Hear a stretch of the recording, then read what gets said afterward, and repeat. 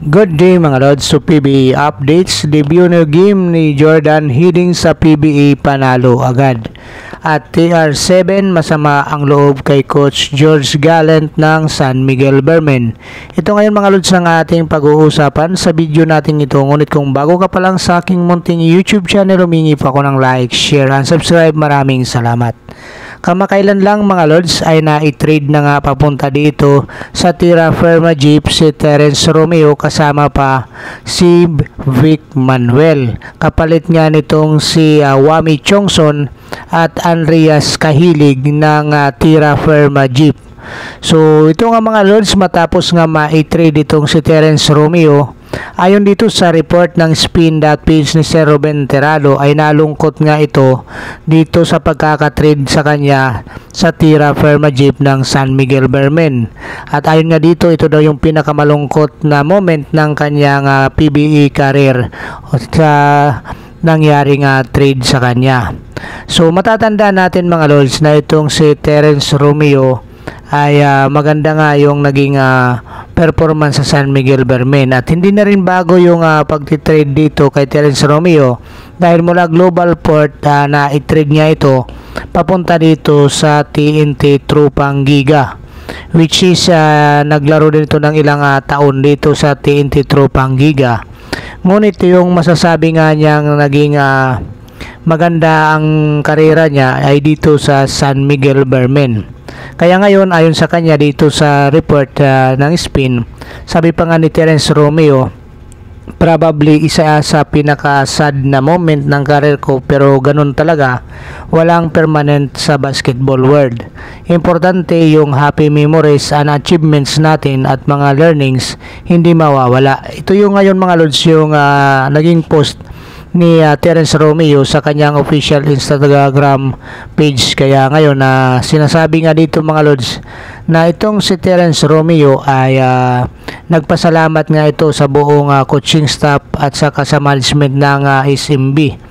At isa dito sa mga hindi nabanggit nga mga lords ay itong si Coach George Gallant, yung head coach ng San Miguel Bearmen. Bakit kaya mga lords hindi nabanggit nitong si Terence Romeo itong kanyang dating coach na si Coach George Gallant?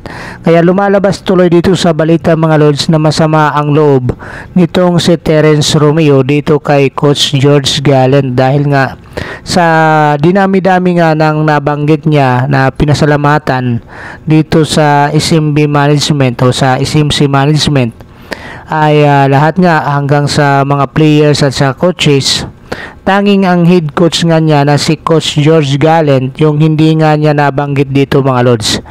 Kaya ngayon itong si Terence Romeo, masasabi nga natin na masama ang loob nito o may sama ng loob ito kay Coach George Gallant.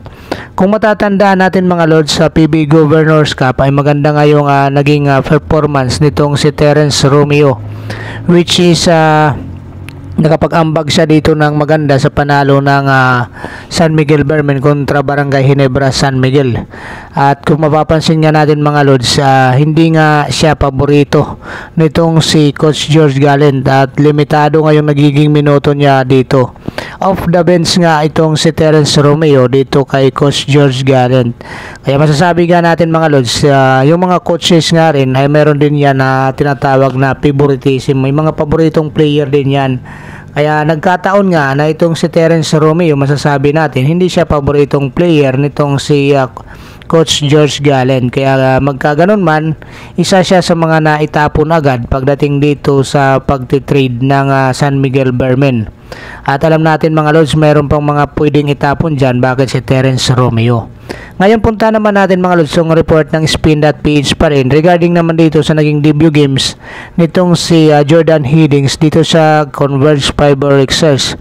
At ayon nga dito sa kanya sa report ng spin.page, yung panalo nga ng Converge Fiber Exercise na 29 points 116 to 87. Ito yung debut games nga na inaantay ng karamihan dito kay Jordan Hiddink sa kanyang PBA games. At ito yung sinabi nga ni Jordan Hiddink sa report ng spin.ph. Sabi pa nga niya dito, just fitting in where you are needed. I did okay with that. As a point guard, there's still a lot of room for improvements. It's not my immediate position, but I can play it, and I'm going to get better at if that what Coach Charles Chu needs me to do. So ito nga mga lods, yung sinasabi nga niya dito na alam natin hindi siya yung typical na point guard itong si Jordan Hiddink, pero dito nga sa Converse Fiber Access, ito yung hinihingi ni Coach Charles Chu sa kanya na maging point guard. So alam natin shooting guard nga kasi ang nilalaro nitong si Jordan Hiddink, at siya yung laging binibigyan ng bola, pero dito mga lods siya yung nagdadala, nagtitimo ng bola para sa Converse Fiber Access. Yun ang nakaka-excite dito ayon kay Jordan Hiddink sa report niya.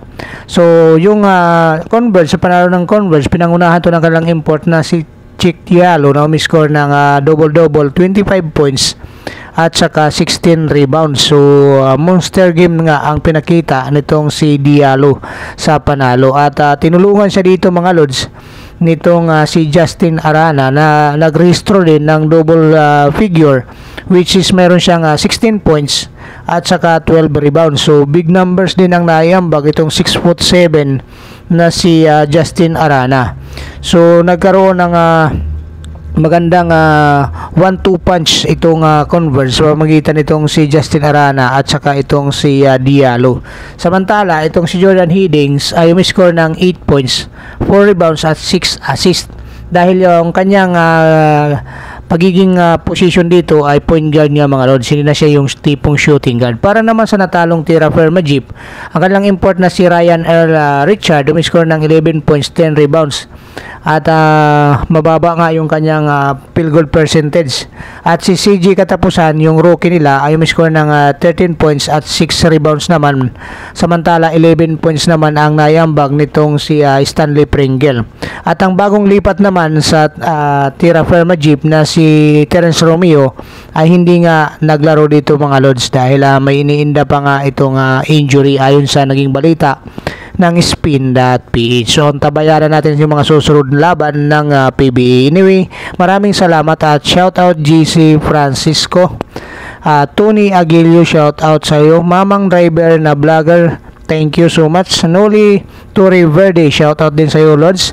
Aris Tenorio, shout out din sa iyo lods. Jan Molat, shout out sa iyo lods.